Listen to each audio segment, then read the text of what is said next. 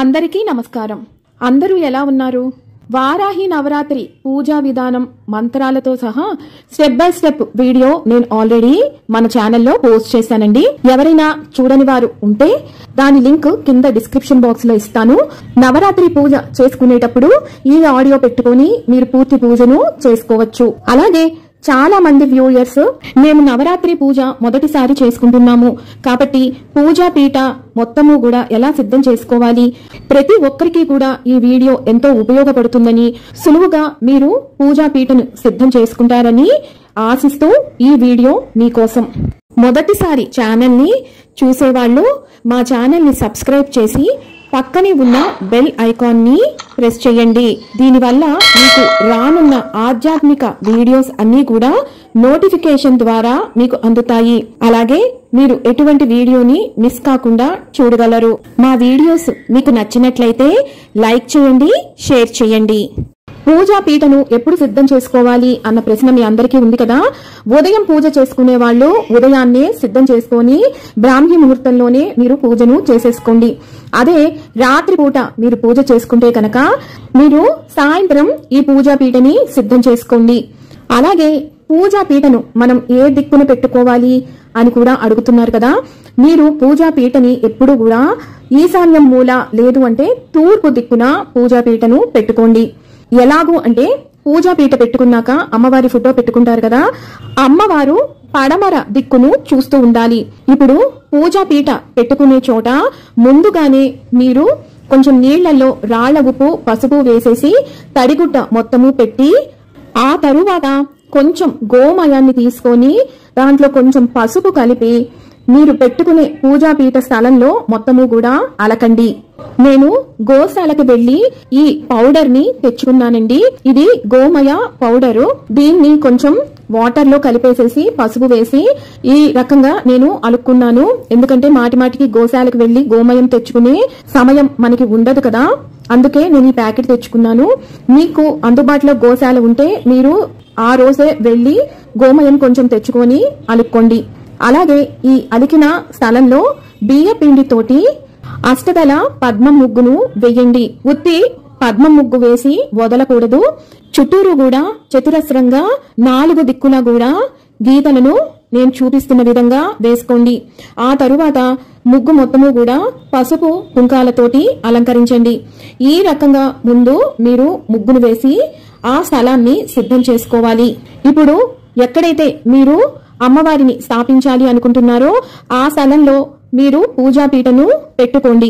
దానిపైన కూడా మీరు కొంచెం పసుపు గోమయం తీసుకొని మొత్తము కూడా అలకండి. ఆ తరువాత దానిపైన వరిపిండితోటి అష్టదళ పద్మం ముగ్గును వేసి చతురస్రంగా మళ్ళీ 4 దిక్కులా ముగ్గును పెట్టండి. ఆ తరువాత ఆ ముగ్గు పైన కూడా పసుపు కుంకాలతోటి మొత్తం అన్ని దిక్కులా అలంకరించండి. ఈ రకంగా పూజా స్థలం అలాగే అమ్మవారిని పెట్టుకునే పూజా పీఠ మీకు సిద్ధమవుతుంది. ఇప్పుడు అమ్మవారి ఫోటో ఏదైతే మీరు పెట్టుకోవాలి అనుకుంటున్నారో ఆ ఫోటోని ముందుగా అలంకరించుకోండి. అమ్మవారికి అలంకరించే ద్రవ్యాలలో ముందుగా గంధంలో మీరు రోజ్ వాటర్ గాని అత్తరు గాని కలుపుకొని సిద్ధం చేసుకోండి. అలాగే అలంకరించే కుంకుమలో జవ్వాదును కలిపి ఉంచుకోండి. ఈ జవ్వాదు కలిపిన కుంకుమను కొంచెం ఎక్కువగానే ఉంచుకోండి. ఎందుకంటే ఈ కుంకుమతోనే మనం కుంకుమ పూజ చేసుకోవటానికి కూడా ఉపయోగపడుతుంది.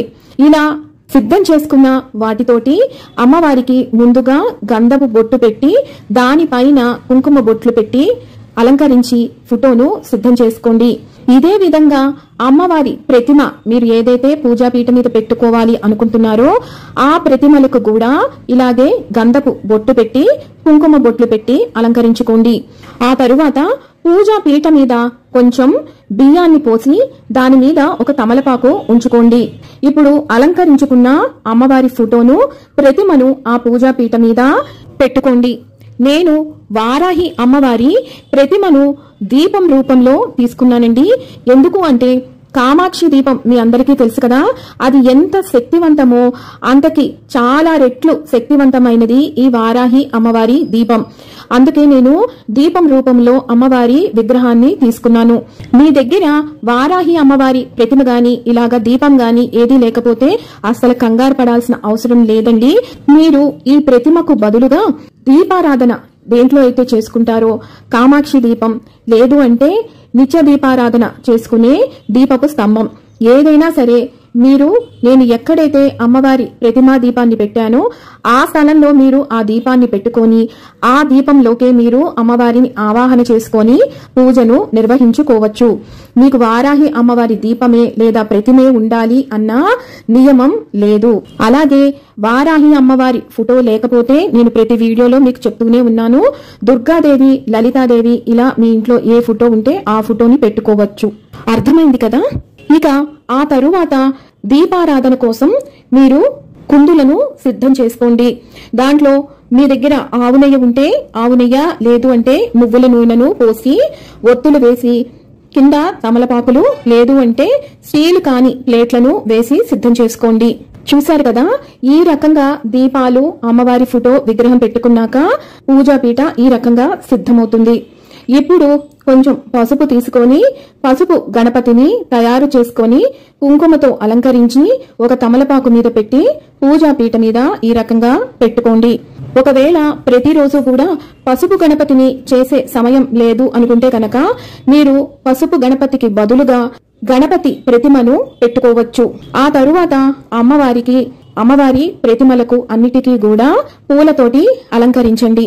ఇప్పుడు ఒక పచ్చి నిమ్మకాయ అంటే ఆకుపచ్చ రంగులో ఉన్న నిమ్మకాయని తీసుకోవాలి, పండినది తీసుకోకూడదు. ఆ నిమ్మకాయని చక్కగా సగానికి కోసి ఒకవైపు పసుపుతోటి నింపండి, ఇంకొక వైపు మొత్తము కూడా కుంకుమ అద్దండి.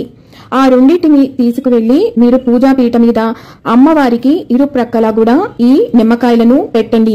ఈ నిమ్మకాయలను 9 రోజులు కూడా అమ్మవారి పాద సన్నిధిన అలాగే ఉంచవచ్చు.